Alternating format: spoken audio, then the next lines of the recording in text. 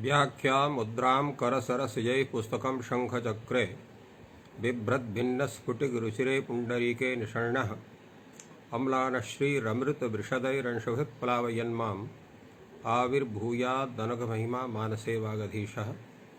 कृष्णाय वासुदेवाय हरये परमात्मने प्रणतः क्लेशनाशाय गोविन्दाय नमो नमः। मान्याः विद्वद्वरेण्याः एतस्मिन् संस्कृतशौर्यम् इति नामधेये पटले सम्बद्धाः समेऽपि जिज्ञासवः छात्राः सहृदयाः सज्जनाः अथ च एतस्य संस्कृतशौर्यम् इति पटलस्य संस्थापकः डॉक्टर राजकुमारः समेषाम् एतस्मिन् महाभाष्यव्याख्याने स्वागतं वर्तते। अस्माकं विचारः महाभाष्ये तत्र शब्दज्ञाने धर्मः आह्वयिष्यत् प्रयोगे इति विषये चलति। तत्र ह्यस्तने प्रतिपादितमासीत् अपर आह तत्तुल्यं वेदशब्देन यथा वेदशब्दाः नियमपूर्वमधीताः फलवन्तो भवन्ति एवं च यः शास्त्रपूर्वकं शब्दान् प्रयुङ्क्ते स्वविधेन युज्यते इति विषयः विचारितः आसीत् यस्तने। अधुना तत्र तावत् अग्रे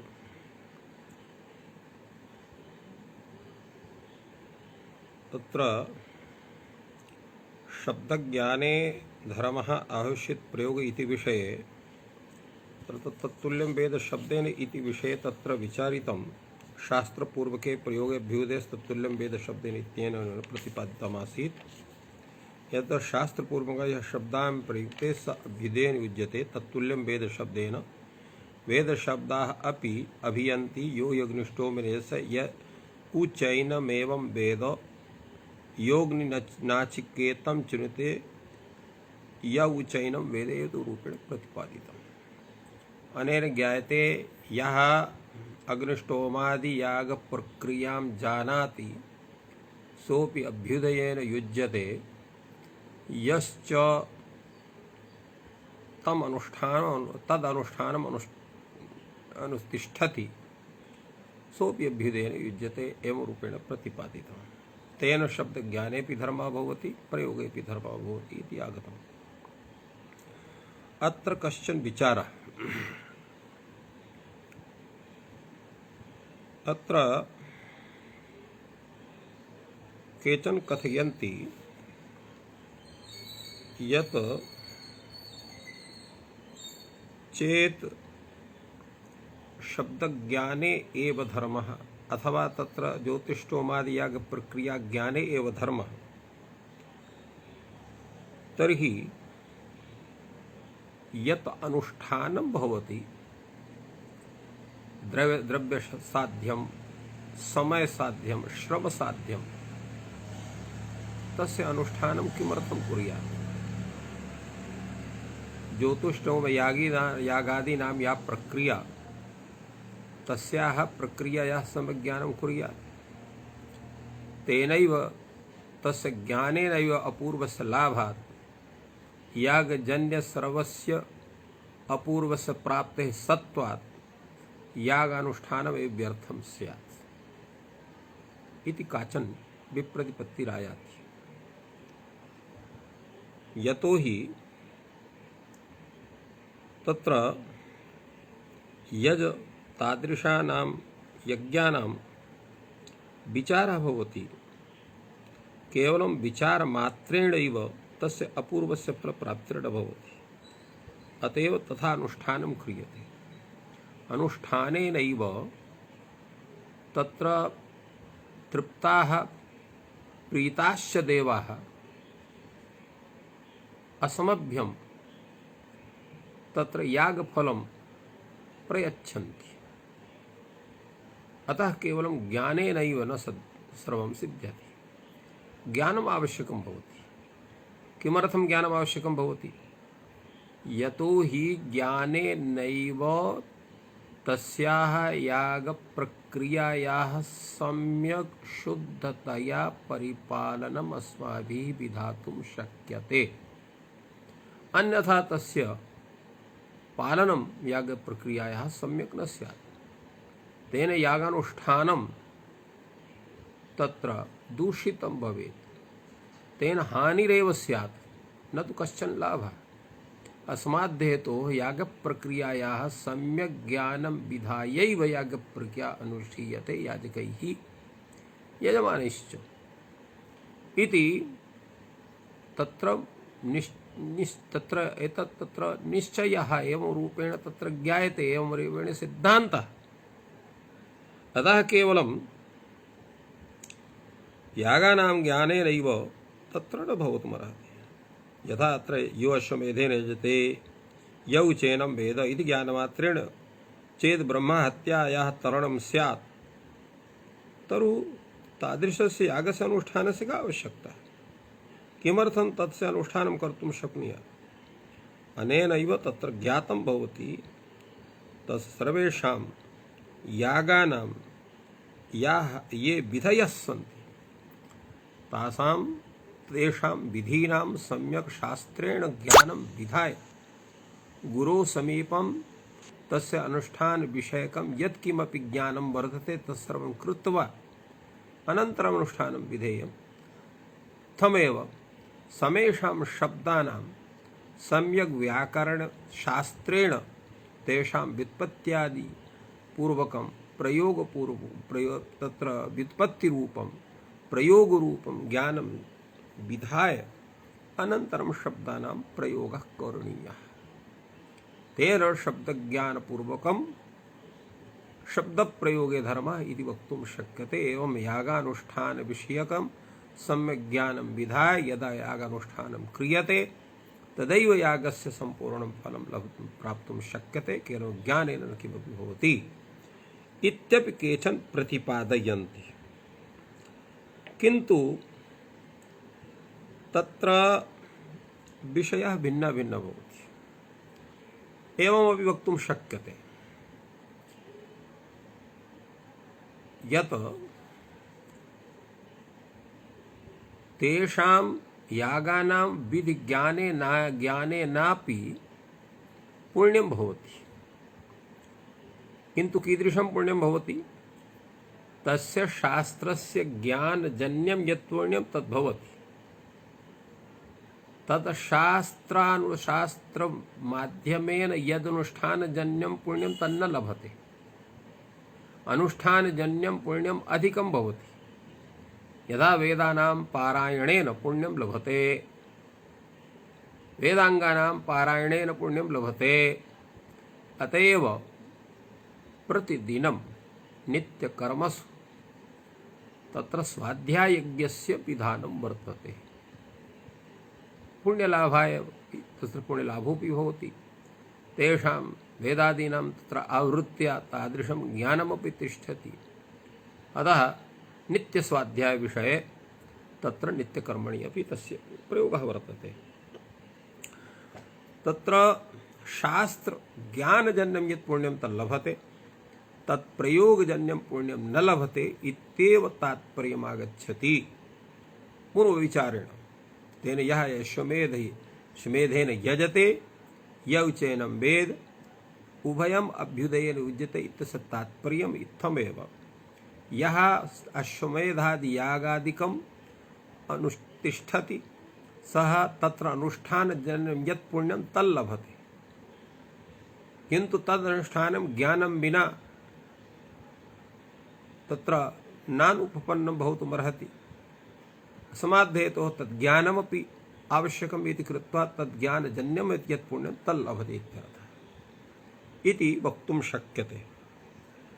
वस्तुतः भाष्यकारेण यत् प्रतिपादितम् एतस्मिन् विषये तत्र उभयविधं प्रतिपादितम्। प्रथमं प्रतिपादनं भवति तस्य सिद्धान्तप्रतिपादनम्, अनन्तरं प्रसिद्धविषयस्य प्रतिपादनं भवति। यथा शब्दविषये विचारः अभवत्, पूर्वं तत्र स्फोटात्मकः यः शब्दः येनोच्चारितेन शासनालाङ्गूल ककुदकु विषाणीनां सम्प्रत्ययः भवति एवं स्फोटात्मकः यः शब्दः तस्य विवेचनं भाष्यकारेण विहितम्। अनन्तरं लोके यः प्रसिद्धः शब्दः ध्वनिरूपः सोऽपि पतञ्जलिना प्रतिपादितः अथवा प्रतीत पदार्थ को लोके ध्वनि शब्दः एवं रूपेण तस्य प्रतिपादनं विहितम्। एवमेव अत्रापि तत्र सम्यक् यद्भवति तद् ज्ञानपूर्वकं प्रयोगे धर्मः इति तु अस्ति, किन्तु तत्र प्रयोगेऽपि धर्मः भवति, केवलं ज्ञाने एव धर्मः नास्ति इति लोके प्रसिद्धं वर्तते। तथा दृश्यते मीमांसायां प्रतिपादितञ्च। तया रीत्या शब्दज्ञानपूर्वकं प्रयोगे धर्मः एवं शास्त्रज्ञानपूर्वकं प्रयोगे धर्मः प्रयोगे अभ्युदयः तत्तुल्यं वेदशब्देन इत्येवं रूपेण प्रतिपादितम्। यतो हि स्फोटात्मकः शब्दः यः वर्तते स ब्रह्मस्वरूपः, तस्य ज्ञानं करणीयं भवति। लोके प्रसिद्धः ध्वनिरूपः यः शब्दः तस्यापि प्रसिद्धिः वर्तते, अतः तस्यापि तत्र विचारः अभवत्। वस्तुतः ज्ञाने धर्मः इत्येव वैयाकरणानां सिद्धान्तः। अतएव भाष्ये तत्र शब्दस्वरूपविवरणे तत्र स्फोटात्मकः शब्दः पूर्वं कथितः, स च तत्र यः स्फोटात्मकः शब्दः सः बौद्धः एव शब्दः आन्तरभवः एव वर्तते। अनन्तरं तत्र ध्वनिरूपः शब्दः यथा पूर्वम् अस्माभिः प्रतिपादितं कथितः वर्तते। स्फोटः शब्दः सिद्धान्ते च ज्ञाने एव वर्तते, तो ज्ञाने एव धर्मः तत्र कथितः वर्तते। यतो हि सः च स्फोटः नित्यः श्रुतिप्रतिपाद्यः ब्रह्मशब्दापर पर्यायः वर्तते। स्फोटज्ञानञ्च ब्रह्मज्ञानवत् तत्र मुख्यत्वात् तत्पराङ्गं न भवति। सर्वत्रैव हि विज्ञानम् इति न्यायविरोधोऽपि न भवति, यतो हि तत्र सर्वत्र ज्ञानस्यैव चर्चा भवति। तत्र एवं सः तत्र स्फोटः संस्काररूपः, तादृशः संस्कारः भवति शब्दस्य, तेनैव शब्दस्य सर्वदा विज्ञानं भवति। अत एव ध्वनिना श्रुतध्वनिना तत्र मध्यमानादः उत्साहितः भवति, मध्यमानेन स्फोटस्य तत्र व्यङ्ग्यत्वं भवति इति तत्र तादृशं स्वरूपं वर्तते। तो एवं शब्दज्ञाने धर्मः तत्र मुख्यरूपेण स्फोटात्मक शब्द विचारणेन अत्र सिद्धान्तः प्रतिपादितः। इत्थमेव सर्वं विचार्य तत्र भाष्यकारः कथयति अथवा पुनरस्तु ज्ञाने एव धर्म इति। ज्ञाने एव धर्मः। यद्यपि ज्ञाने धर्मः चेत् तत् विरुद्धतया तत्प्रतिद्वन्द्वितया प्राप्तः यः अधर्मः सः अपशब्दज्ञाने अधर्मः इत्यस्य अवस्थितिः भवति। तथापि तत्र भाष्यकारः तथा प्रतिपादयति नैष दोषः शब्दप्रामाणिका वयं यत् शब्द आह तदस्माकं प्रमाणं शब्दश्च शब्दज्ञाने धर्ममाह। यथा अस्माभिः पूर्वम् उक्तमासीत् अत्र शब्दः वेदवाचकः वर्तते। शब्दश्च अर्थात् वेदश्च शब्दज्ञाने धर्ममाह, अपशब्दज्ञाने अधर्मं न आह। एकः शब्दः सम्यक् ज्ञातः इत्यादि एवं रूपेण शब्दज्ञाने धर्मः। सुप्रयुक्तः च स्वर्गे लोके च कामधुक् भवति। अत्र शब्दस्य ज्ञाने प्रयोगे तत्र शब्दज्ञाने, तो एकः शब्दः सम्यक् ज्ञातः, पूर्वं सम्यक् ज्ञातः इति कथितम्, अनन्तरं सुप्रयुक्तः स्वर्गे लोके च कामधुक्, स्वर्गे लोके कामधुक् भवति इत्युक्तं वर्तते। तो अत्र एवमेव शब्द तत्र अपशब्दज्ञाने अधर्मः न कथितः। अतएव यत्र विधिवाक्यं निषेधवाक्यं द्विविधं भवति तत्र उभयोः परिपालनं क्रियते। विधिवाक्यस्यापि परिपालनं क्रियते निषेधवाक्यस्यापि परिपालनं क्रियते। यत्र तु केवलं विधिवाक्यमेव वर्तते निषेधवाक्यं नास्ति तत्र विधिवाक्यस्य परिपालनं भवति, निषेधवाक्यविषये चिन्तनं न भवति। अत एव भाष्यकारः अत्र प्रतिपादयति यच्च पुनः अशिष्टाप्रतिषिद्धम्, यच्च पुनः अशिष्टाप्रतिषिद्धं नैव तद्दोषाय भवति न अभ्युदयाय। यच्च अशिष्ट अप्रतिषिद्धं, यत् अशिष्टम् अस्ति किन्तु अप्रतिषिद्धं वर्तते, तो अशिष्टं च यत् अप्रतिषिद्धम् अशिष्टाप्रतिषिद्धम्, अर्थात यद् शिष्टम्, अशिष्टं नाम शिष्ट समाजे यस्य स्वरूपं विकृतं दृश्यते तत् अशिष्टं भवति। यथा समाजे कश्चन तत्र हिक्कं करोति, अकारणमेव हसति, कण्डूयनं करोति, तर्हि तत् शोभनं न दृश्यते। तथापि तत्र तस्य प्रतिषेधः नास्ति, तो प्रतिषेधाभावात् कश्चन तत्र तस्मिन् विषये तत्र इदम् अकार्यम् इदं प्रतिषिद्धं समाज विरुद्धं एतत् सर्वमेव रूपेण तथा कश्चन न कथयति। अतएव भाष्यकारः कथयति हिक्कित हसित कण्डूयतानि नैव दोषाय भवन्ति न अभ्युदयाय, अर्थात सामान्य प्रयोगः। तात्पर्यम् इदं शरीर विषयणी या स्वाभाविकी प्रवृत्तिः यस्यावरोधः वयं कर्तुं सामान्यतया न शक्नुमः तस्य निषेधः विधिर्वा न भवति, किन्तु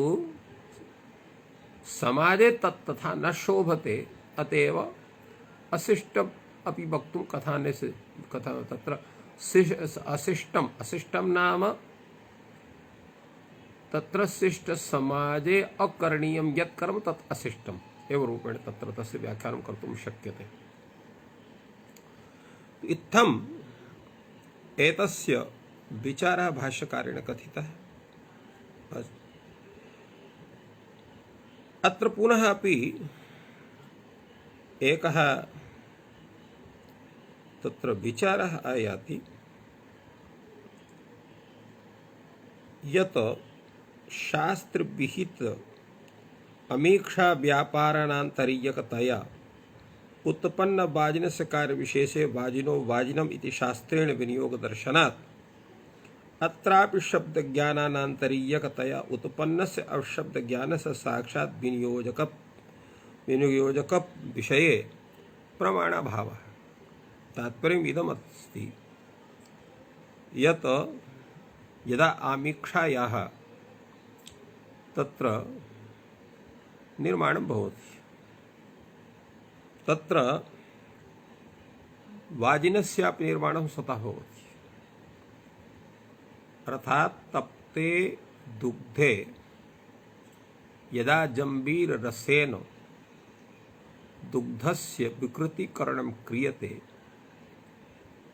तस्य यः सारभागः सा अमीक्षा कथ्यते। अधुना तस्यैव एकं विशिष्टं नाम प्रचलति, तत्र तस्य यस्य शाकादिकं निर्मीयते तो तस्यैव साम्प्रतं पूर्वं तत्र अमीक्षा नाम आसीत्। तस्य यत् जलं वर्तते तस्य नाम बाजिन इति भवति। तस्य बाजिनस्यापि प्रयोगः वेदे भवति, वाजिभ्यो वाजिनम् इति मन्त्रेण तस्यापि प्रयोगः तत्र यागकर्मणि भवति। एवं रूपेण तत्र तु प्रमाणं वर्तते, अमीक्षायाः अपि प्रयोगः भवति, वाजिनस्यापि प्रयोगः भवति, किन्तु यदा यः शब्दान् जानाति अपशब्दान् अपि यः जानाति तर्हि शब्दानां विषये शब्दप्रयोगे धर्मः इति वचनं तु वर्तते। किंतु अब शब्दानां प्रयोगः विधेयः न वा विधेयः एवं भूतः कश्चन तत्र नियमः शास्त्रोक्तः नैव उपलभ्यते। अतः तस्य अभ्युपायत्वं न वक्तुं शक्यते इति कश्चन ब्रवीति। तदा उच्यते अथवा अभ्युपायः एव अपशब्दज्ञानं शब्दज्ञाने यो हि अपशब्दान् जानाति शब्दानपि असौ जानाति तदेवं ज्ञाने धर्मः इति पुरतः अर्थात् आपन्नम् अपशब्दज्ञानपूर्वके शब्दज्ञाने धर्मः इति। अत्र भिन्नतया प्रतिपादनं करोति पतंजलिः। अर्थात् अपशब्दज्ञानं तत्र दोषकरं नास्ति। यह शब्दान् जानाति तो शब्दज्ञान समये अयम शब्दः अयम अपशब्दः इत्यस्य ज्ञानं कथं स्यात् चेत अपशब्दाः शब्दाश्च उभये न स्युः। तो यदा शब्दान् जानीमः ततः पूर्वम् अपशब्दान् अपि जानीमः। तात्पर्यं किम्? अपशब्दज्ञानपूर्वकम् एव शब्दज्ञानं भवितुमर्हति। अपशब्दज्ञानं चेन्नास्ति तर्हि शब्दज्ञानमपि न भवितुमर्हति। कथं? यदा व्याकरणेन कस्यापि शब्दस्य व्युत्पत्तिः विधीयते तो व्युत्पत्तिज्ञानानन्तरं ज्ञायते अनया व्युत्पत्त्या अयं शब्दः व्युत्पन्नो भवति। अयं च शब्दः तत्र व्युत्पादयितुं न शक्यते यतोहि अत्र प्रकृतिप्रत्ययरूपेण ज्ञानं न भवितुमर्हति अपशब्दत्वात्। तो एवं शब्दज्ञानविषये अपशब्दज्ञानं सहायकं भवति। अतएव अभ्युपायः एव अपशब्दज्ञानं शब्दज्ञाने अर्थात् अपशब्दज्ञानं पूर्वं भवति अनन्तरं तेषु मध्ये एव यः शब्दः यस्य व्युत्पत्तिः भवितुमर्हति एवं भूतः यः शब्दः तस्य ज्ञानं भवति। तो इत्थं यो हि अपशब्दान् जानाति शब्दानपि यसौ जानाति यः शब्दान् जाना अपशब्दान् जानाति शब्दानपि जानाति तदेवं ज्ञाने धर्मः इति कथनस्य इति कथनात् तत्र अर्थतः इत्थं प्राप्यते इत्थं सिद्धान्त तत्र सिद्धान्तं भवति इत्थं ज्ञातं भवति इत्थं लभ्यते अपशब्दज्ञानपूर्वके शब्दज्ञाने धर्मः।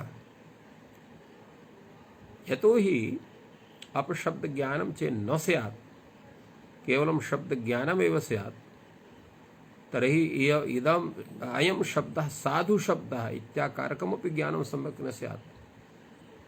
यतोहि कश्चन पदार्थः शब्दः जनो वा स्वेतर ज्ञानपूर्वकं स्वज्ञानं विदधाति। यथा कश्चन कस्यचित् नाम रमेशः तो अयं रमेशः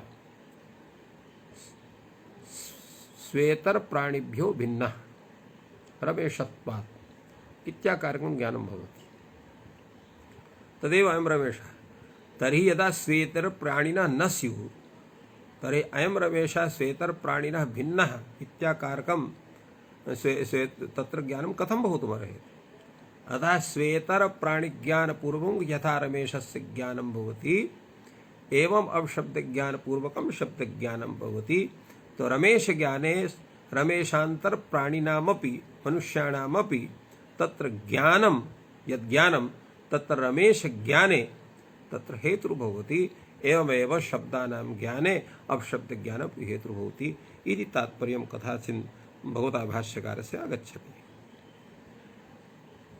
तात्पर्यम् इत्थं भवति भवतु नाम अपशब्दज्ञानं शब्दज्ञाने तत्र हेतुर्भवतु अयम् उपायः अपि ज्ञातुं शक्यते। किन्तु अत्र यत् अयं विचारः आगतः यत अभ्युपायः अपशब्दज्ञानं शब्दज्ञाने इत्थं तु न रोचते। कथं? यदा शब्दज्ञाने धर्मः कथितः तर्हि तद्विरुद्धतया अपशब्दज्ञाने अधर्मः तु आयात्येव कथञ्चित्। तर्हि अपशब्दज्ञाने तु अधर्मः भविष्यत्येव। भवतु नाम तत् शब्दज्ञाने प्रयोजनं भवतु, किन्तु तज्ज्ञानम् अपशब्दज्ञानं यत् क्रियते तेन तु तत्र अधर्मोऽपि स्यात् इत्यपि काचन तत्र विचारपद्धतिः आगच्छति। तथा सर्वं मनसि आदाय एकाम् अपरामपि समाधिम् अत्र भाष्यकारः कथयति अथवा इत्यनेन अथवा कूपखानकवदेतद् भविष्यति।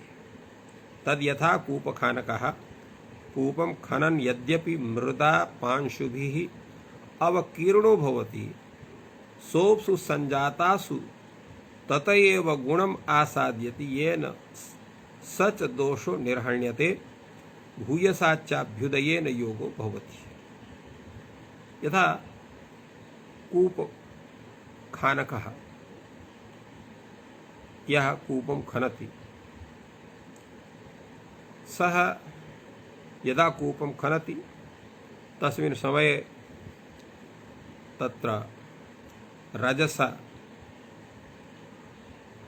मृदा तत्र अवकीर्णा भवति, धूलधूसिरितो भवति।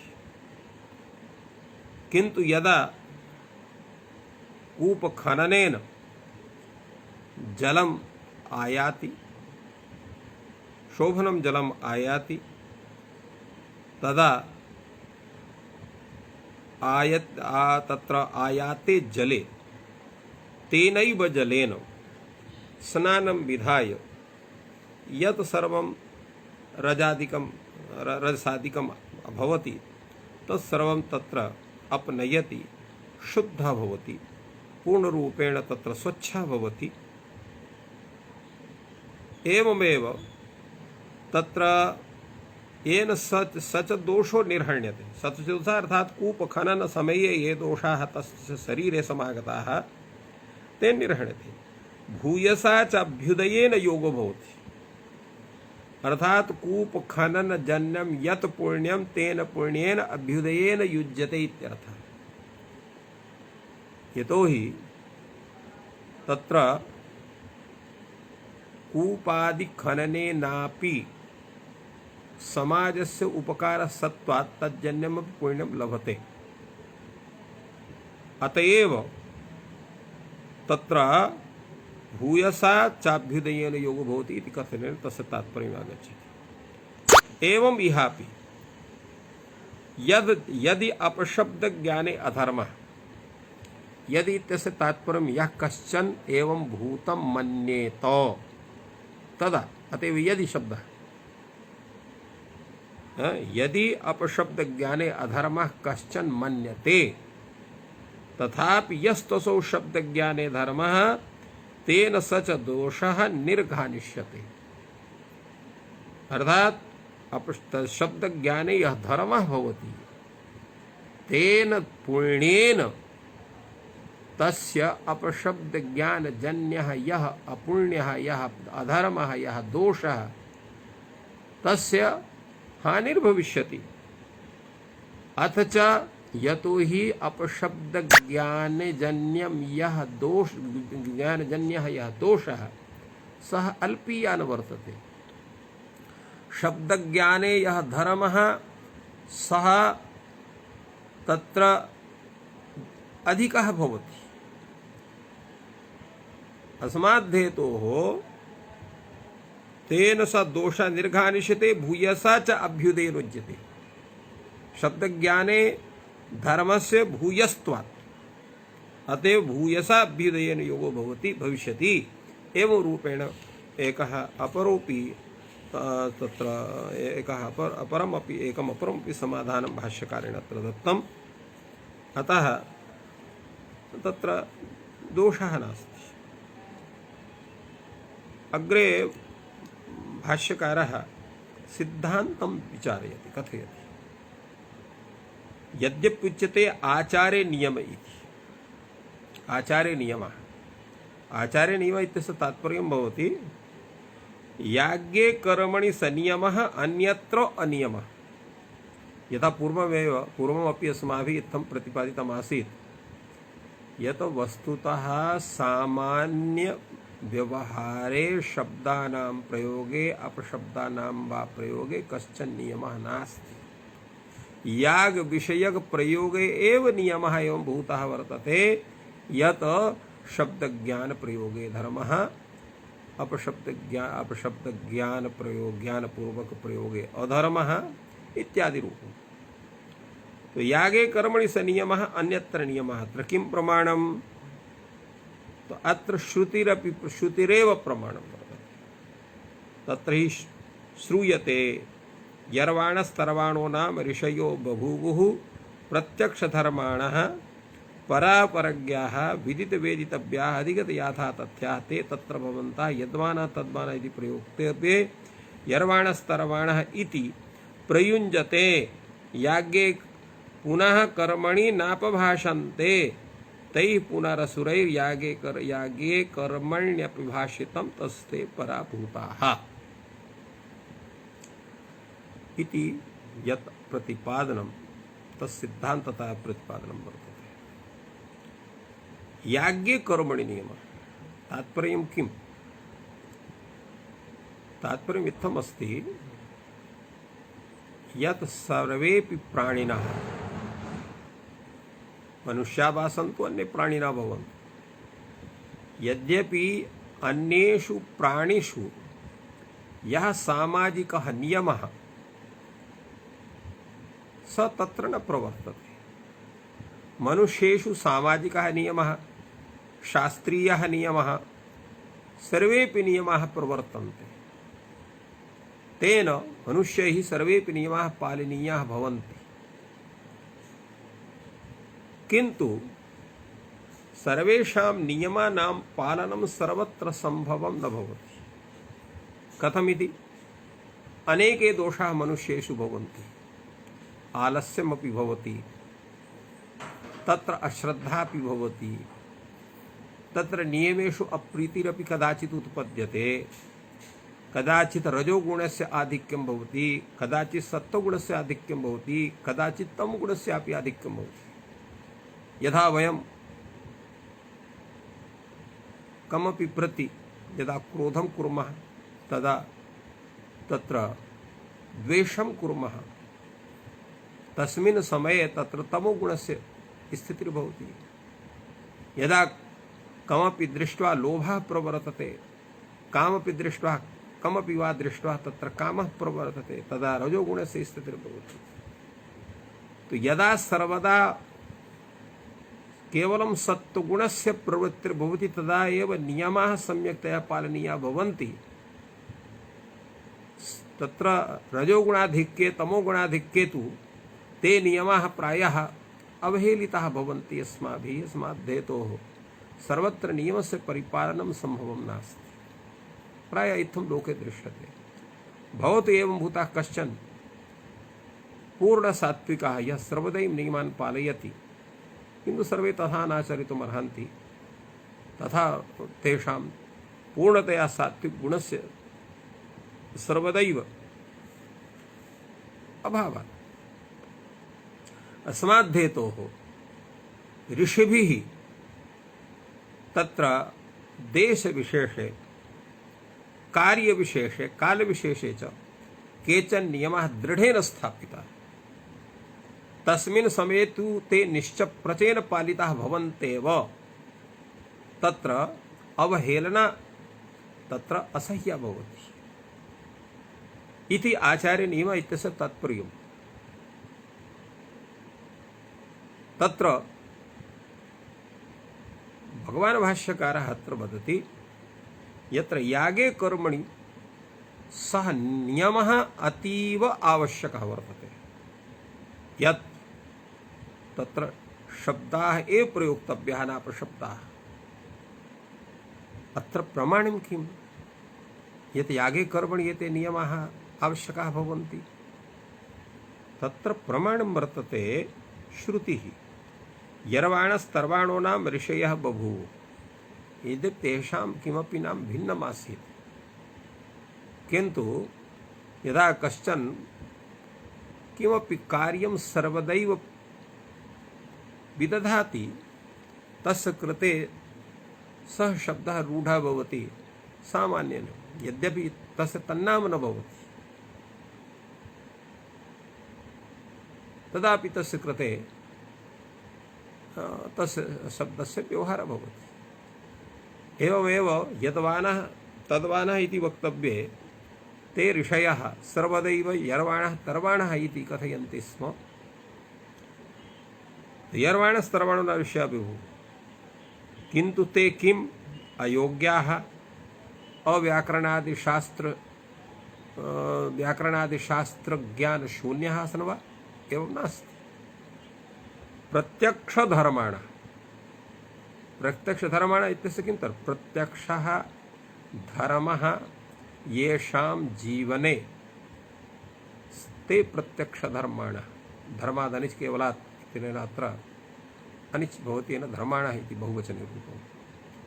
प्रत्यक्षधर्माणाः अर्थात् ये धर्मस्य सम्यक् तत्त्वं जानन्ति स्म, धर्मः तेषां कृते प्रत्यक्षः अभवत्। धर्मस्य सर्वं तत्त्वं ते जानन्ति स्म, अत एव ते प्रत्यक्षधर्माः। परावरज्ञाः तो परविद्यायाः अपरविद्यायाः ते ज्ञातारः आसन्। यदा तत्र ईशावास्योपनिषदि उक्तं विद्यां च यो वेद एवं रूपेण, अनन्तरं तत्र उक्तं वर्तते अविद्यया मृत्युं तीर्त्वा विद्ययामृतमश्नुते। तत्र परा विद्यायाः अपि ज्ञानं तेषाम् आसीत्, अपरा विद्यायाः अपि तेषां ज्ञानं आसीत्। वेदादिशास्त्राणां यज्ञानं तत्र अपरा विद्यात्वेन तस्य कृते व्यवहारः भवति। ब्रह्मणः यज्ञानं तत्परा विद्यात्वेन तस्य ग्रहणं भवति। अतएव विद्यामृतमश्नुते, ब्रह्मज्ञानेनैव तत्र ब्रह्मतत्त्वस्य तत्र अमृतत्वस्य ज्ञानं भवति। एवं विदितवेदितव्यः इत्यस्य यत् किमपि ज्ञेयं वस्तु वर्तते तस्य सर्वस्य ज्ञेयवस्तुनः येषु तत् ज्ञानं वर्तते ते विदितवेदितव्यः। अथ च अधिगत याथातथ्यानां यथार्थम्।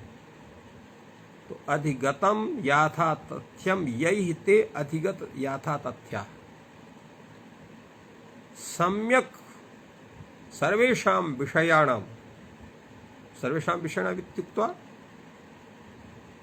तत्र शास्त्रीयविषयाणां, सामाजिकविषयाणां, व्यवहारविषयाणां, वैदिकविषयाणां, सर्वेषां विषयाणां येषां सम्यक् ज्ञानम् आसीत् एवं भूताः ते अधिगत याथातथ्याः ते तत्र भवन्तः एवं भूताः परमयोग्याः सर्वशास्त्रनिष्णाताः विहिताचाराः एवं भूताः ये विद्वांसः ते सामान्य समये यर्वाणः तर्वाणः इति ब्रुवन्ति स्म, किन्तु याज्ञे कर्मणि तेऽपि नापभाषन्ते स्म। तत्र कथयन्ति तत्र ते तत्र भवन्तः यद्वानः तद्वानः इति वक्तव्ये यर्वाणः तर्वाणः इति प्रयुञ्जते, किन्तु याज्ञे कर्मणि पुनः नापभाषन्ते।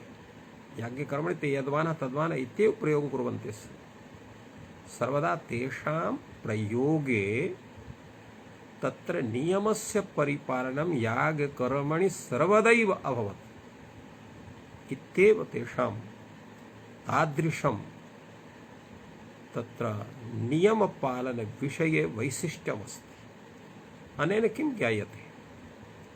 अनेन इत्थं तत्र ज्ञातं भवति यत् यागादिकर्मणि अर्थात यत्र ये नियमाः यागविषये अनुष्ठानविषये समाजविषये ये नियमाः दृढेन पालनीयाः भवन्ति तेषां तथा परिपालनं कुर्यात् सर्वदैव। यत्र च कश्चन निषेधः नास्ति शास्त्रीयः तत्र स्वेच्छयापि वर्तयितुं शक्यते। यदा तत्र व्यवहारे सामान्य व्यवहारे इत्थं नास्ति यत् साधु शब्दस्य प्रयोगः विधेयः असाधु शब्दस्य प्रयोगः नैवाभिधेयः व्यवहारे। तथा वयं कुर्मः, लोके तथा दृश्यते अपि। प्रायः वयं तत्र विचारः तत्र शब्दप्रयोगविषये ये अस्माकं ग्राम्यक्षेत्रे ग्रामीणाः शब्दाः प्रचलिताः भवन्ति तेषामेव वयं प्रयोगं कुर्मः स्वेच्छया। किन्तु यत्र शास्त्रचर्चा भवति तत्र संस्कृतशब्दानामेव प्रयोगं कुर्मः। यत्र शास्त्रीयविचारः प्रकटनीयः भवति तत्र तादृशमेव विचारं वयं कुर्मः। एवं रूपेण अधुनापि तादृशी प्रवृत्तिः अस्माकं समेषां दृश्यते। तस्मिन् समये अर्थात् सत्ययुगे त्रेतायुगे द्वापरे युगे वा तत्र तस्य तु का कथा, तस्मिन् समये तु तेषां परिपालनं तु स्वेच्छया अभवत्। अधुना तु स्वेच्छया भवति।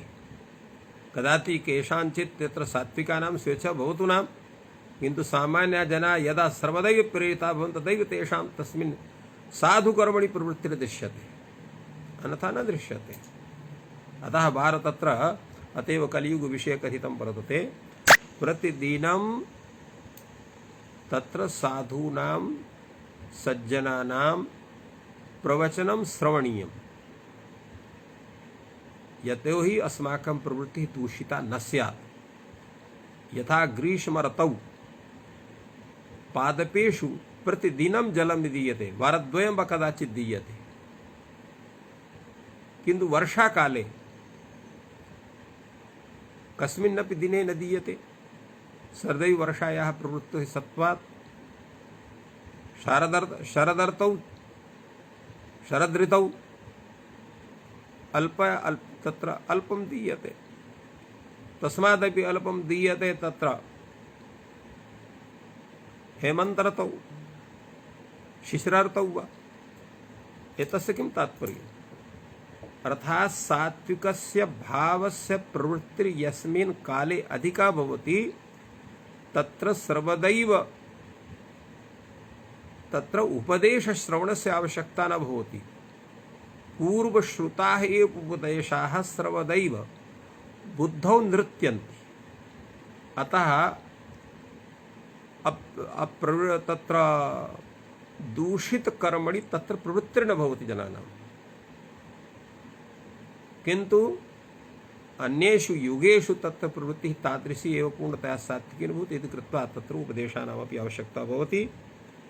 अतएव एते यर्वाणः तर्वाणानां ये ऋषयः तेषां तत्र यज्ञानं तत्र सात्विकं, किन्तु ते कस्मिन् काले कथं भूतः व्यवहारः करणीयः एतस्य सम्यक् ज्ञानम् आसीत्। अतएव ते यागे कर्मणि नापभाषन्ते स्म इति भाष्यकारेण प्रतिपादितम्। पुनः प्रश्नः उदेति, भवान् कथयति यत् अपशब्दज्ञाने अधर्मः न भवति, क्वचित् उल्लेखः नास्ति।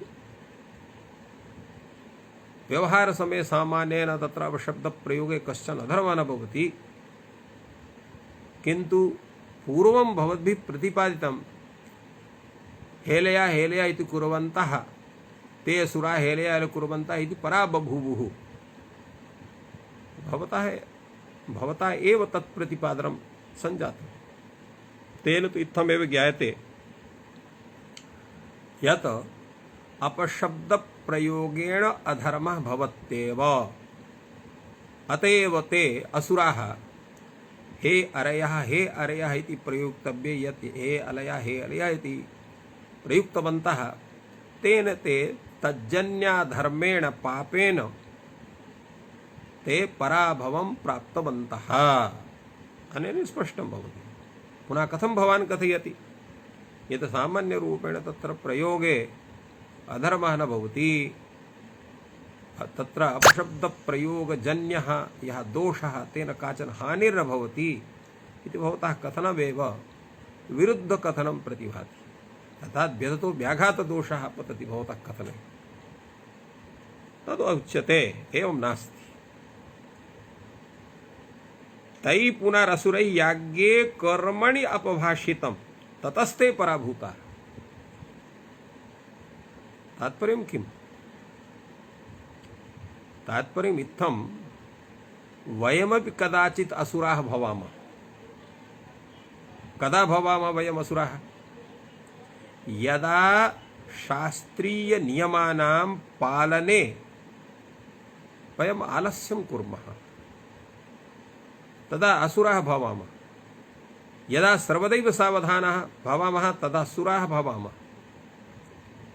तो सर्वदैव नियम पालने सावधानत्वं सुरत्वं, नियम पालने आलस्यवत्वं असुरत्वम्। अत्र यागे कर्मणि तेषाम् असुराणां नियमस्य अपालनं संजातम्। तत्र ते अपशब्दम् उच्चारितवन्तः। हे अरय इति प्रयुक्तव्ये हेलया इति प्रयुक्तवन्तः। अतः स्मादेतो एव ते परा बभूवुः।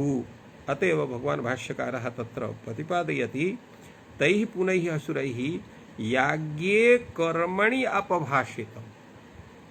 अर्थात् साक्षात् नियमस्य अवहेलना तैः विहिता, तो तत्र यत अपशब्दजन्यम् अपुण्यम् अर्थात् पापः तेन पापेन ते पराभूताः। अनेन स्पष्टं भवति, अयं सिद्धान्तः भवति यत् सामान्यरूपेण शब्दानां प्रयोगं कर्तुं वयं शक्नुमः, अपशब्दानां प्रयोगं कर्तुं शक्नुमः, किन्तु याज्ञे कर्म इत्यनेन केवलम् एवं नास्ति यत् ज्योतिष्टोमः भवतु, सोमयागः भवतु, अश्वमेधयागः भवतु, दर्शपूर्णमासायागः भवतु, तत्र तु अस्माभिः अपभाषणं न करणीयम्। सामान्यरूपेण यत् अनुष्ठानं भवति, यत् अस्माकं दैनिकं यागकर्म भवति, तत् तु वयं कर्तुं शक्नुमः एव नास्ति। यागकर्म इति शब्दः व्यापकः वर्तते। यथा प्रतिदिनम् अस्माभिः पञ्चयज्ञाः अनुष्ठीयन्ते, तत्रापि विभाषणं न करणीयम् इत्यर्थः। केवलं याग विरहित सामान्य व्यवहार काले एव शब्द प्रयोग विषये स्वातन्त्र्यं वर्तते, किन्तु यत्र कुत्रापि याग स्वरूपस्य प्रतिपादनं, याग सदृशस्य स्वरूपस्य प्रतिपादनं भवति, तत्र साधु शब्दाः एव प्रयोक्तव्याः, न असाधु शब्दाः प्रयोक्तव्याः इति याग शब्देन सूच्यते। तात्पर्यं किम्? यत्र यत्र साक्षात् परंपरया याग शब्दस्य प्रयोगः तत्र कुत्रापि अपशब्द प्रयोगः नैव विधेयः। इत्थं साधु शब्द प्रयोगे धर्मः, असाधु शब्द प्रयोगे अधर्मः इति विषये तत्र सम्यक्तया भाष्यकारेण प्रतिपादितं यत् साधु शब्दानां प्रयोगे धर्मः यद्यपि सर्वत्र भवति, किन्तु असाधु शब्दानाम् अपशब्दानां तत्र सामान्य व्यवहार काले प्रयोगे सति अधर्मः न भवति किंतु याग कर्मणि चेत् तेषाम् अपशब्दानां प्रयोगः भवति, तत्र अधर्मः उत्पद्यते। अतः यागादि कर्म विषये तत् अपशब्दानां प्रयोगं नैव कुर्यात्। एवं रूपेण सम्यक्तया प्रतिपादनं भगवता भाष्यकारेण विहितं। ये तत्र तर्काः सन्ति यत् याश्च विप्रतयः आसन् समासां विप्रतिपत्तीनां सम्यक् निराकरणं विधाय अयं सिद्धान्तः स्थापितः भगवता भाष्यकारेण। इत्थं तत्र शब्दानां विषये विचारः सञ्जातः, शब्दप्रयोग विषये, शब्दार्थ संबंध प्रयोग विषये भूयान् विचारः सञ्जातः। किन्तु यस्य व्याकरणशास्त्रस्य कृते भूयांसि प्रयोजनानि प्रदर्शितानि व्याकरणशास्त्रे प्रवृत्तिविषये तत्र प्रवृत्तिः कथं भवितुमर्हति तत्सर्वं तत्र प्रतिपादितं भगवता भाष्यकारेण।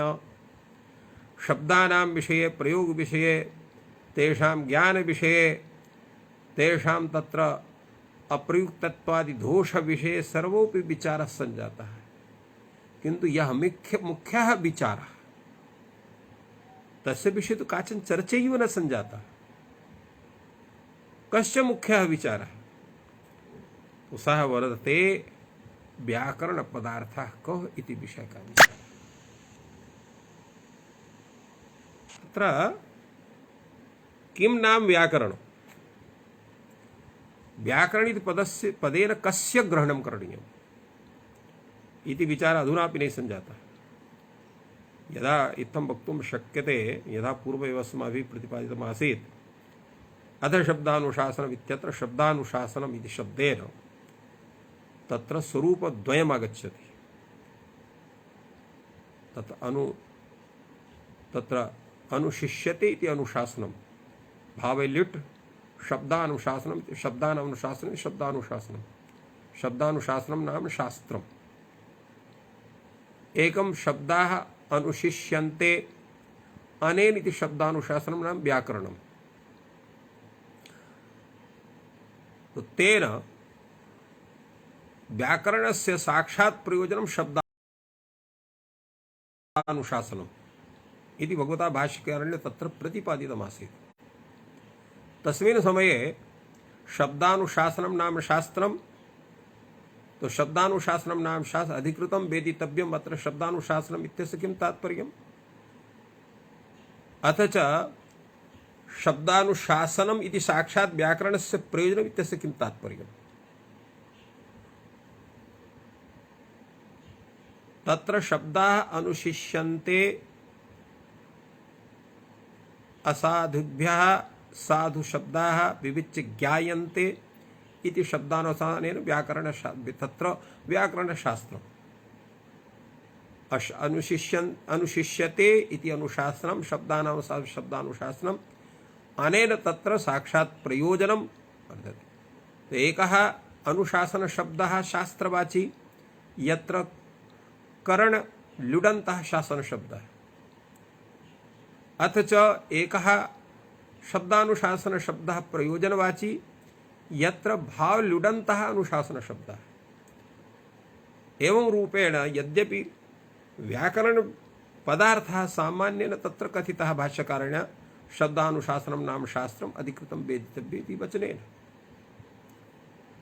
किन्तु शब्दानुशासनपदेन अथवा व्याकरणपदेन कस्य अर्थविशेषस्य ग्रहणं करणीयम् इत्यस्य विवेचनम् अधुना यावत् नैव पतञ्जलिना विहितम्। अतएव अयं प्रश्नः तैः सम्यक्तया उपस्थापितः यत् अथ व्याकरणम् इत्यस्य शब्दस्य कः पदार्थः? तात्पर्यम् इत्यस्य किम्? तात्पर्यम् इत्थमस्ति यत् तत्र व्याकरण शब्दस्य कुत्र शक्तिः? यतोहि सर्वेपि शब्दाः स्वं स्वम् अर्थं बोधयन्ति, तेन तस्य शब्दस्य उच्चारणेन तस्य अर्थस्य ज्ञानं भवति। अतएव भगवता कात्यायनेन तत्र सिद्धे शब्दार्थ संबंधे इत्युक्तम्। शब्दोपि सिद्धः अर्थोपि सिद्धः तयोः संबंधोपि सिद्धः इत्यनेन। किन्तु अत्र व्याकरण शब्दस्य कः अर्थः? व्याकरण शब्दस्तु सिद्धः मन्ये व्याक्रियन्ते व्युत्पाद्यन्ते शब्दाः तद् व्याकरणम् इति व्याकरण पदार्थः व्याकरण शब्दः सिद्धः। किन्तु व्याकरण पदार्थः कः? तेन शब्देन कस्य ग्रहणं करणीयम्? अपि च प्रश्नस्य विषये तत्र एकः अपरूपी कश्चन विचारः भवितुमर्हति यत् व्याकरण इति शब्देन यस्य ग्रहणं वयं कुर्मः तत्र सूत्रमपि वर्तते, वार्तिकमपि वर्तते, भाष्यमपि वर्तते, विविधानि व्याख्यानानि कृतानि वर्तन्ते, टीकाश्च वर्तन्ते। किम एतेषां समेषां व्याकरणपदेन ग्रहणम् आभूषित कस्यचित् एकस्य ग्रहणम् अथवा एतेषां केषाञ्चिदपि ग्रहणं न करणीयं वा? अयमपि कश्चन विचारः भवितुमर्हेत् इति सर्वं मनसि निधाय भगवता भाष्यकारेण अयं प्रश्नः समुपस्थापितः। अथ व्याकरणमित्यस्य शब्दस्य कः पदार्थः इति। अत्र विषये उत्तरं सञ्जातं सूत्रम्। सूत्रं व्याकरणम् अर्थात् सूत्रं तत्र सूत्रं व्याकरणं भवितुमर्हति। कथं सूत्रं व्याकरणं भवितुमर्हति? यतोहि तत्र व्याकरण इति पदेन यस्य पूर्वं ग्रहणम् अस्माभिः क्रियते तत् सूत्रमेव अस्माकं समक्षम् आयाति। वृद्धिरादैच् अदें गुणः इको गुणवृद्धि एवं रूपेण तत्र वयं सूत्राणि एव पठामः पूर्वम्। अतः सूत्रं व्याकरणम्।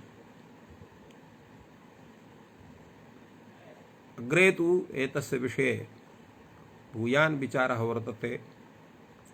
यत् सूत्रं व्याकरणं भवितुमर्हति, अन्यत् किं वा व्याकरणं भवितुमर्हति, सूत्रे व्याकरणे का विप्रतिपत्तिः स्यात्, अयं सर्वोऽपि विचारः परश्वः अस्माभिः करिष्यते। सम्यक् सञ्जातः श्वः तत्र अष्टमी भविता इति तत्र अवकाशः भविष्यति। अतः सर्वेभ्यो नमः। जयतु भारतं, जयतु संस्कृतम्।